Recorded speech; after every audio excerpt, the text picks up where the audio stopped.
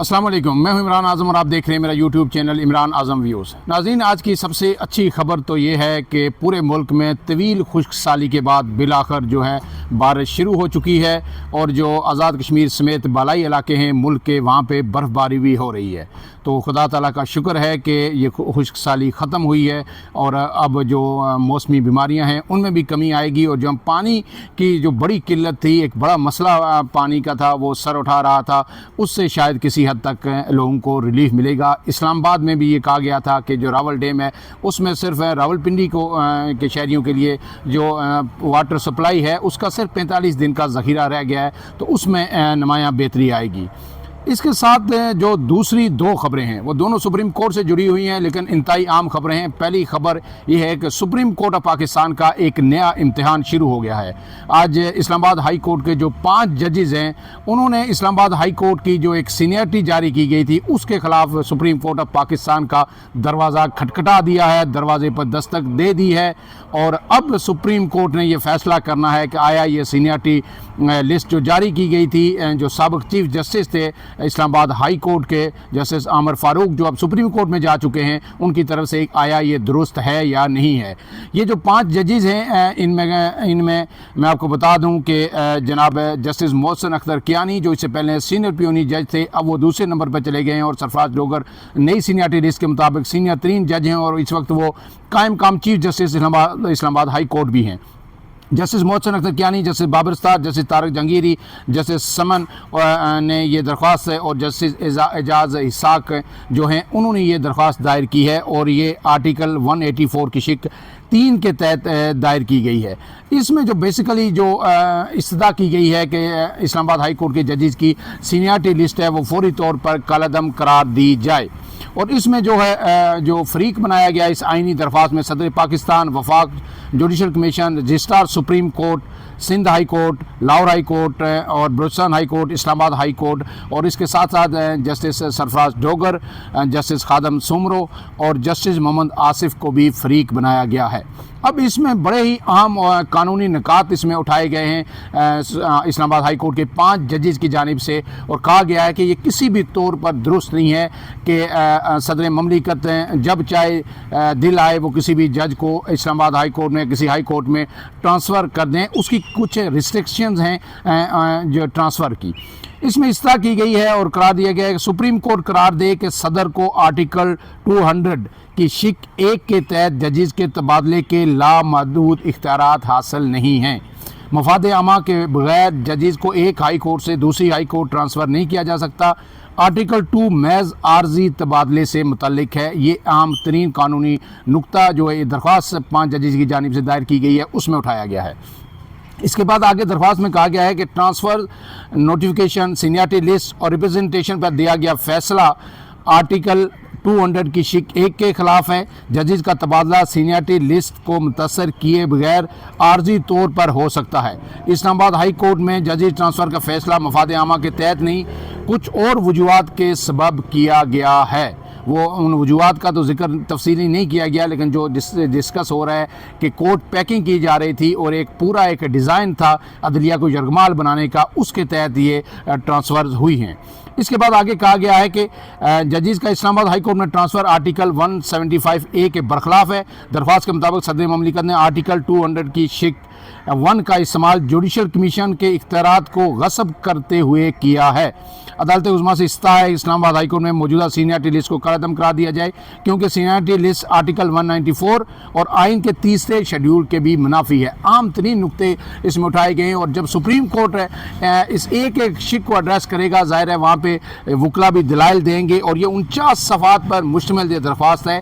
और ये जस्टिस मुनीर ये जो दायर की गई है मुनीर मलिक और बैरिस्टर सलाउद्दीन की जानिब से 5 जजेस ने दायर की है। ये उसमें वकालत करेंगे इन 5 जजेस की। इसके बाद अदालत उज़्मा से इस्तदा की गई है कि जस्टिस सरफराज डोगर को बतौर कायम मकाम chief justice Islamabad high court भी काम से रोका जाए। इसी तरह जस्टिस खालिद सुमरो, जस्टिस मोहम्मद आसिफ को जुडिशल वर्क से रोक दिया जाए। और आगे कहा गया कि ट्रांसफ़र होने वाले जजेस का नया हल्फ ना लेना आईनी खिलाफ वर्जी है। असल इशू ही यहाँ पे ये है कि जो लाहौर हाई कोर्ट से जब दूसरे हाई कोर्ट से जजेस इस्लामाबाद हाई कोर्ट में ट्रांसफ़र हुए तो वहाँ पे जो सरफराज डोगर थे ये लाहौर हाई कोर्ट से आए और इन्होंने नया हल्फ नहीं लिया। 5 जजेस का मौक़िफ़ ही यही है कि जब ये आए हैं इस्लामाबाद हाई कोर्ट में तो उन्हें हल्फ लेना चाहिए और उनकी सीनियरिटी इस्लामाबाद हाई कोर्ट में हल्फ के दिन से बनेगी और इसमें उनका 13वां 14वां नंबर बनता है। और लेकिन उन्हें हल्फ के बगैर जो इसमें रिप्रेजेंटेशन जब फाइल की थी जजेस ने अपने हाई कोर्ट के जो चीफ जस्टिस थे उनको उनके सामने, तो उन्होंने जब मुस्तरद की तो उसमें उन्होंने ये कहा है कि नया हल्फ लेना ज़रूरी नहीं है एक हाई कोर्ट से दूसरे हाई कोर्ट में ट्रांसफ़र होने के लिए, क्योंकि वो लाहौर हाई कोर्ट में थे, वहाँ उन्होंने हल्फ लिया था तो वही हल्फ जो है कंटिन्यू करेगा। लेकिन ये मैं आपको बताता चलूँ कि वहाँ तकरीबन वो 15वें नंबर पे थे लाहौर हाई कोर्ट में सरफराज डोगर साहब, और यहाँ आके सीनियर प्यूनी जज बन गए हैं और अब वो कायम चीफ जस्टिस भी बन गए हैं। और यही इम्कान है कि उन्हें chief justice Islamabad high court बना दिया जाएगा, क्योंकि जो चीफ जस्टिस थे इस्लामाबाद हाई कोर्ट के आमर फारूक उनके वो अब सुप्रीम कोर्ट में जा चुके हैं।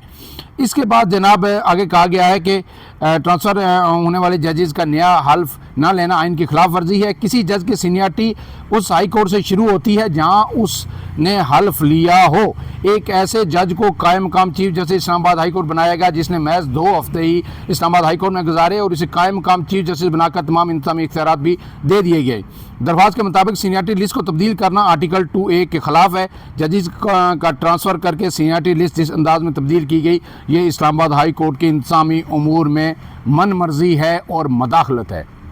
ये पूरे तमाम अहम नकात मैंने आपके सामने इसलिए रखे कि आपको जो वकला बरादरी है या जो मेरे सुनने वाले हैं उन्हें समझ आ जाए कि कितने अहम नकात इसमें उठाए हैं। और जब ये सुप्रीम कोर्ट में इस दरख्वास्त की समाअत होगी तो ज़ाहिर है तमाम समाअत इन्हीं नकात के इर्द गिर्द घूमेगी, और जब वकला भी दलाइल देंगे तो मेरे ख्याल में सुप्रीम कोर्ट ऑफ पाकिस्तान के जो जजेज़ हैं वो बुरी तरह फंस चुके हैं। अब वो इन चीज़ों को, इन नकात को सिर्फ एक बुनियाद पर इग्नोर नहीं कर सकते कि सदर को इख्तियार हासिल था या ये था कि जी इसना क्योंकि लाहौर हाई कोर्ट में या सिंध हाई कोर्ट में इन्होंने हल्फ लिया हुआ है तो वही कंटिन्यू करेगा। आइन और कानून के मुताबिक ऐसा मुमकिन नहीं है और एक नया पेंडोरा बॉक्स खुला है और इस्लामाबाद हाई कोर्ट के जजेस किसी भी तौर पर पीछे हटने को तैयार नहीं हैं। तो ये इस्लामाबाद हाई कोर्ट के साथ सुप्रीम कोर्ट के जो जजेस हैं उनका भी एक नया इम्तहान है। इसके साथ आज जो सुप्रीम कोर्ट ने फौजी अदालतों में सिविलियंस के ट्रायल के ख़िलाफ़ जो फैसला था उसकी अपील की भी समाअत आपको पता है जारी है। उसमें आज बानी PTI के वकील अजीज़ भंडारी ने दलाइल दिए हैं और उन्हें अहम तरीन दलाइल दिए हैं। उसमें उन्होंने कहा है कि आर्मी एक्ट का ताल्लुक जो है सिर्फ डिसिप्लिन से है, जुर्म की नौयत से बुनियादी हकूक़ ख़त्म नहीं होते। और जब एक आदमी का ट्रायल होता है फौजी अदालतों में एक सिविलियन का तो ज़ाहिर है उसके बुनियादी हकूक़ ख़त्म कर दिए जाते हैं। यही जो है मौक़िफ़ PTI का और दीगर जो दरख्वास्त गुजार हैं। और उन्होंने कहा कि फ़ौज आर्टिकल 245 के दायरे से बाहर नहीं जा सकती।